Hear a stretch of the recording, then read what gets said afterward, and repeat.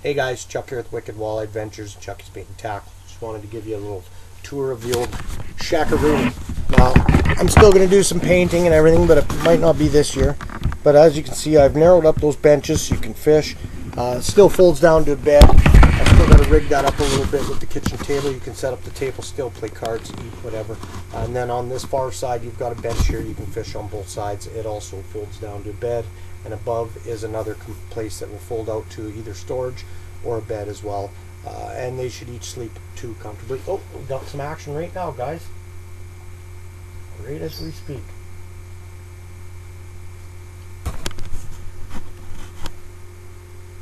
Oh, is he still there? Yeah.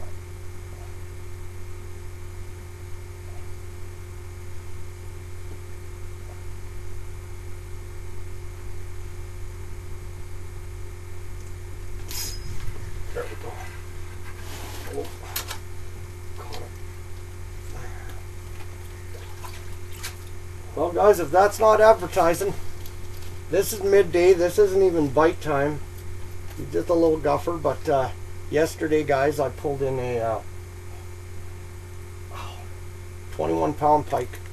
He was actually bit on the tip up I had in here.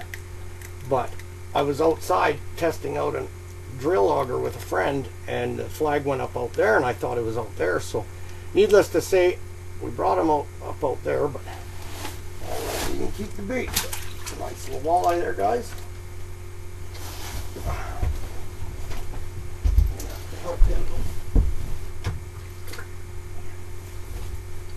Well,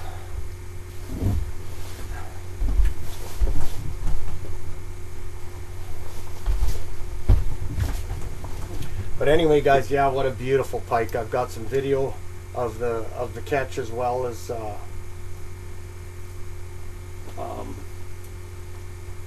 some pictures too, and I'll tell you what a beautiful, beautiful Wabamun pike. You know, I know, guys, I was one of the ones saying they're starving. You know, some of them are looking pretty deathly, but lately I'm really impressed at the size of the pike I'm seeing, the healthy, how healthy they are. Even some of the bigger walleye are really starting to look healthy, so it's good to see, because this fish does have a lot of fish in it.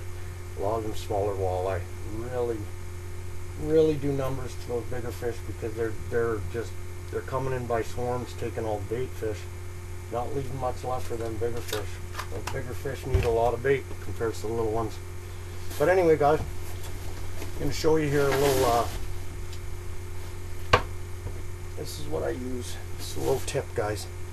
This is my slider hook assembly. Now, I run fluorocarbon with everything. I'm not going to take credit for why I do it. In fact, I was one of the last people you could convince to use fluorocarbon, until I saw it and I used it, and I tried it against using without it, and we tested it and over, and it made a difference, hands down. It wasn't just a slight difference.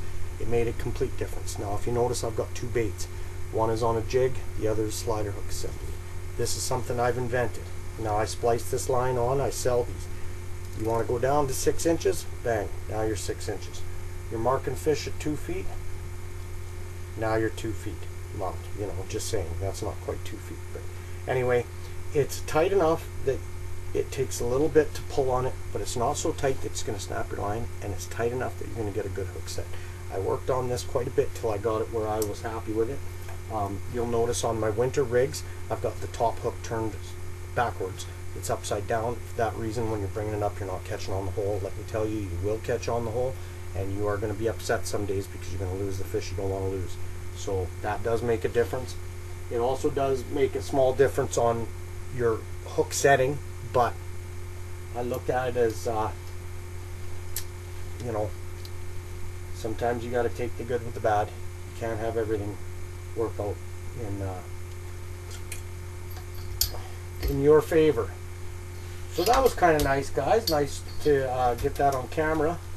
Like I said, right now it's not even bite time. And nice little up-and-comer walleye. It's good to see. Those are the reproduced walleye. Those aren't stocked.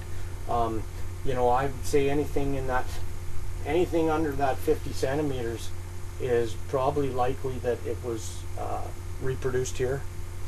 It's been so long since they stocked these fish that I don't believe any fish under under 50 centimeters would be from Lac St. Anne or Lac des Isles or wherever else they, Lac des Nunn or whatever they brought them from. But yeah, so there's a little tip, guys. But some more tips for you too. When you're fishing for walleye especially, guys, they can be very, very spooky. I've even found the pike here quite spooky through the winter. And the wrong movement, just doing the wrong thing, can change your day from 20 fish to no fish. I've had many guys come up to me and say, yeah, you know, we've been skunked the last 3 trips out, and I, you know, have a hard time getting skunked out here. Now, don't get me wrong, you got to work at it. If you notice, I'm not jigging crazy. I'm not, my rod basically sits here. I will jig a lot of times if I've got the camera set up, or if I'm not doing this video, I'd be looking down the hole or have a camera. I'd be watching what the walleye are doing, and watch when they start coming in, because once they start coming into camera view or even to your own view down the hole, that's when you want to stop jigging altogether. Just keep it nice and still and watch what they do. Sometimes you might have to bring it up just slowly or bring it down, but for the most part, leave it. And even if they don't bite it, they'll come up, they'll kind of view it, they might tap it, and then they'll bugger off. They might even flip their tail and break out a lot of dust, and you'll think, oh, no, spooked him, he's done. No, he's not. 9 times out of 10, that fish will come back just as soon as he starts swimming away. Give it a good bounce off the bottom, kick up some of that dirt, and they'll come around. They might come out of camera view, they might go a long way around, or they might spin around right there.